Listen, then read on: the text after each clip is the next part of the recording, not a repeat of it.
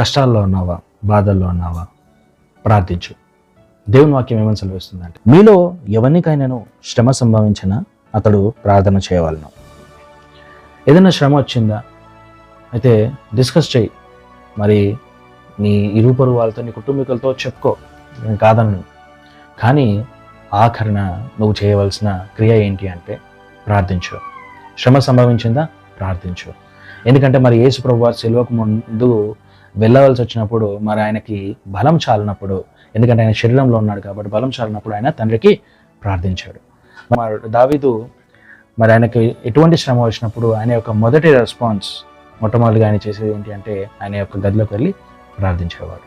కాబట్టి శ్రమ సంభవించినప్పుడు ప్రార్థించు. ఎందుకంటే నిన్ను నీ యొక్క శ్రమల గుండా తప్పించడానికి నీతో పాటు ఉన్నవాడు సైన్యంలకు అధిపతి యెహోవా. హల్లెలూయా.